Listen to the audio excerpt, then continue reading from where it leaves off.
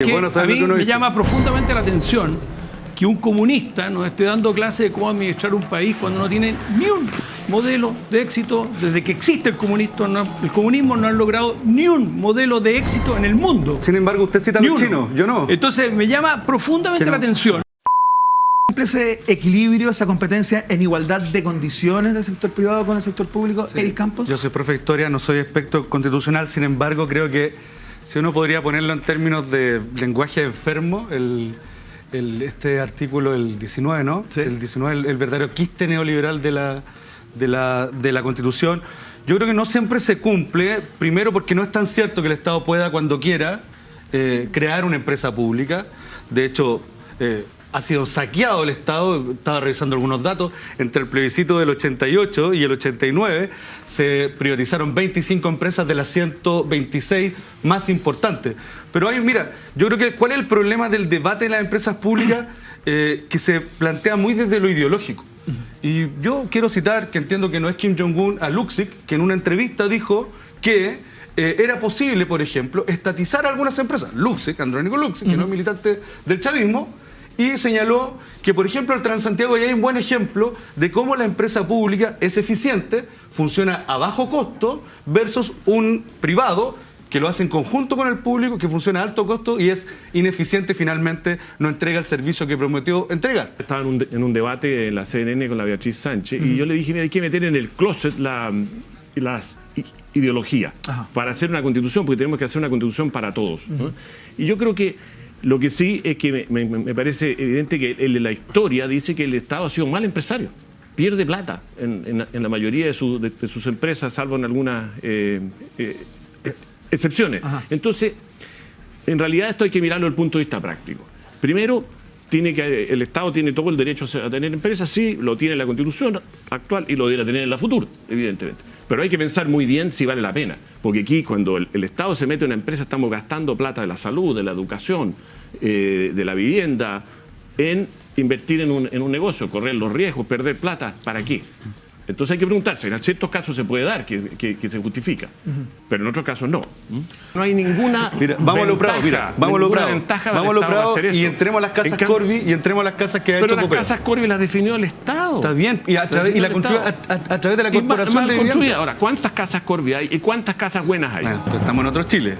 Estamos hablando que, claro, tú cuando dices ejemplo... Yo no voy a defender las casas Corby. No, me imagino que no te vas a sentir cómodo ahí, pero el punto es que... Pero ¿quién dice que las casas del Estado habrían sido mejores? Si la experiencia con el Estado es mala. Vamos a lo Prado y te invito a entrar a una Corby. Francisco Rego. Sí, yo entiendo que es muy difícil sacarle la ideología a la redacción de una constitución. Y aquí lo estamos viendo muy claro, o sea, un discurso muy dialéctico, propio del marxismo del siglo XXI, donde intentamos ver a toda la gente como enemigos, empezar agarrándose. Entonces, que ustedes son malos, ustedes son buenos, que el Estado es muy bueno, los privados son muy malos.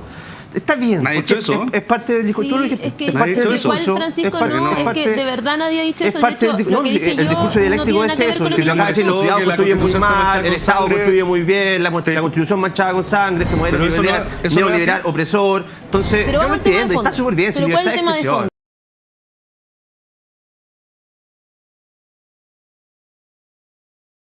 Libertad de expresión. El tema de fondo es cuando ya pasamos de lo que es el discurso ideológico, que igual tiene muchos matices de izquierda, a de plano mentiras. Y ahí es cuando tenemos que hacer un tate quieto, ¿ya? Nuevamente en términos de show de goles, hay que trancar la pelota y ponerla al piso. Cuando se dice que esta Constitución impide por quórum supramayoritarios que el Estado participe dentro de la economía, te insisto, lo dije al principio, entonces tenemos que también escuchar a las personas. Con un calificado. ¿Y eso qué quiere decir? ¿Es 4/7? ¿Es 3/5? ¿Es 2/3? No, es 50% más 1 de senadores y diputados en ejercicio. Eso es que está un poquito por encima de una ley simple, claramente, pero la ley simple ya lo que queremos es que al menos llegue el tercio de diputados y senadores para que por lo menos puedan hacer la pega. Entonces, en esas materias yo creo que hay que... Yo respeto mucho el discurso ideologizado, izquierda está bien, yo tengo el mío derecha, podemos discutir. Lo que no me gusta es la mentira. Y ahí es cuando ya empezamos a confundir a la señora Juanita en la casa y a decirle, mira, esto se hace de tal forma, cuando en la práctica no se hace de tal forma. Este principio está en la Constitución cuando ese principio no está en la Constitución. Cuando empezamos a echar la culpa a la Constitución por cosas que la Constitución nos dice y son efectivamente los políticos de los que han sido parte, por ejemplo, el Partido Comunista, que ha sido gobierno, que no han impulsado esta reforma o que no han querido que el Estado tenga mayor participación dentro de la economía.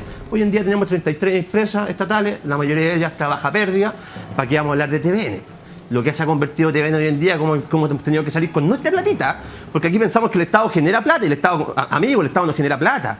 El Estado lo que hace es cobrarnos nosotros platita con nuestros impuestos. Entonces, cuando queremos pagar los operadores políticos para estas empresas estatales con sueldos magistrales, veamos cuáles son los buenos términos de conflicto, por ejemplo, en Codelco para toda esta gente, veamos cuáles son los sueldos de los directivos de Codelco, veamos cuánto ganaban los ejecutivos de TVN. Compadre, yo jamás en la vida voy a ganar ese sueldo. Salvo que tengo un amigo que me ponga en ese como lo hacían antes. No sabemos, téngase fe, Francisco Rego, téngase fe. 24 años gobernando. Yo le tengo fe. Vamos a abrir el... Por favor, Natalie Campuzano. Sí, yo en razón a eso, bueno, vuelvo a insistir que gran parte hoy día del Estado, al no tener una empresa como tal o algún rol en algún tipo de área, pierde también mucho dinero, sobre todo cuando transfiere a privado, ¿no? Conocemos en la región de Valparaíso, sé que a lo largo de todo Chile hay un sinnúmero de obras que terminan fallidas, que de alguna u otra forma no terminan, y a la vez también este hecho de que puedan ser también muchas empresas a la vez, ¿no? Que se puedan cambiar el RUT, etcétera, y no hay un historial de ella, hace que el Estado muchas veces pierda mucho dinero con esas empresas.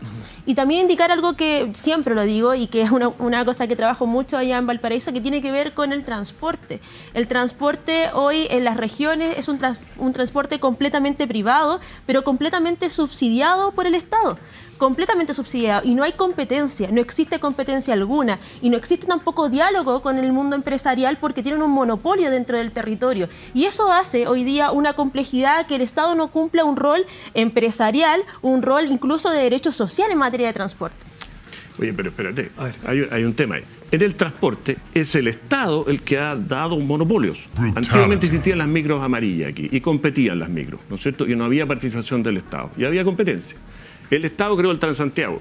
Yo creo que es un error monumental el haber creado el Transantiago, y todos los santiaguinos han vivido y sufrido de lo que es el Transantiago. El Transantiago lo que hizo fue crear monopolio, que el Estado licitó y le entregó a privado. Le fijó las reglas, le fijó las tarifas, le fijó la inversión, le fijó todo, ¿no es cierto? Le aseguró utilidades. Bueno, mal hecho si fuera así. Yo creo que el Transantiago es un gran error. Pero cuando hablamos del Transantiago, cuando tú dices, mira, hay monopolios en Valparaíso, claro, fue el Estado el que creó los monopolios. Y si el Estado fuera dueño de los buses, ¿tú crees que habría sido mejor el servicio? ¿Tú crees que habría salido más barato? La gran problemática que tenemos, problemática que tenemos es que hoy día el Estado no genera ordenamiento territorial. La experiencia la tuvimos. Nosotros tuvimos una compañía de teléfonos estatal. ¿Sabes tú cuánto se demoraba uno en conseguir una línea de teléfono? Entre 1 y 2 años. En los años 80.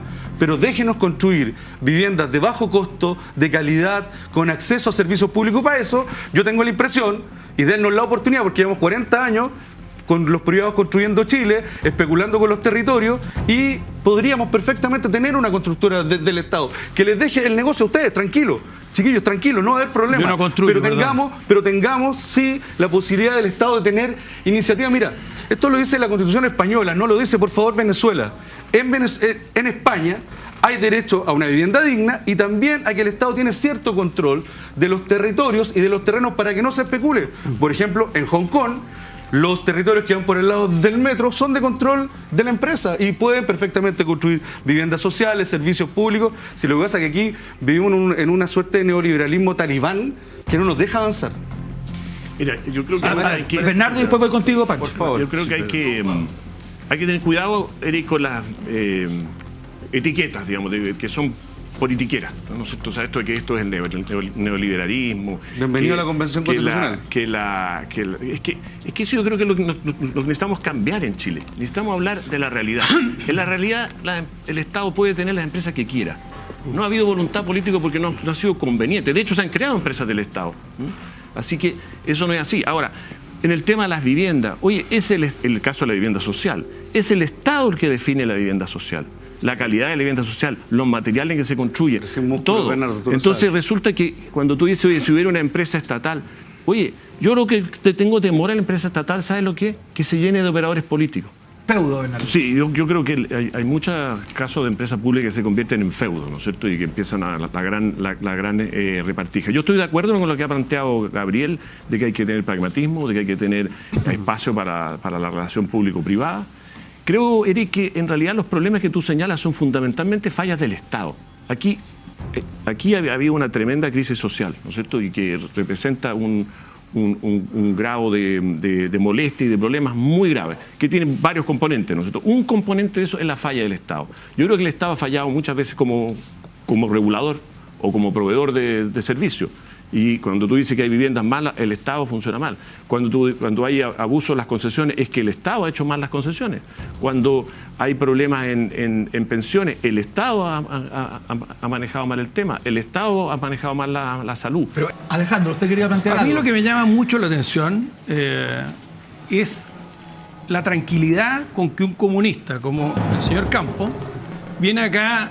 Se nota que conoce de Mao Zedong, se nota que conoce de Kim Il-sung, porque lo cita constantemente. No, Entonces, usted citó Mao, dijo que lo de los ratones. Y tú me corregiste porque significa que lo leíste antes. Entonces, sí, el sí. tema es que bueno a saber mí lo que uno me dice. llama profundamente la atención que un comunista nos esté dando clases de cómo administrar un país cuando no tiene ni un modelo de éxito. Desde que existe el comunismo no ha logrado ni un modelo de éxito en el mundo. Sin embargo, usted cita a Ni los uno. chinos, yo no. Entonces me llama profundamente Que no. la atención que vengan a darnos clases acá de cómo funciona el Estado, nos vengan a dar clases de baños de sangre cuando los mayores baños de sangre en la historia de la humanidad Sí, no, pero en en materia Chile, de ideología ustedes han sido gobernaron por 17 años, a mano de los desaparecieron, comunistas. asesinaron y hoy día siguen sacando ojos. Lo divertido Eso lo hacen ustedes. es Cuando están en el divertido, gobierno, ustedes es matan notable chilenos, que este le señor sacan Campos ojos. venga Eso a hacen hablar. ustedes cuando están en el gobierno. Es notable que Eso venga a hacen hablar ustedes de cuando están en el gobierno. Eric, para un segundo, especialistas en sangre son los comunistas. Para un segundo. Puede continuar.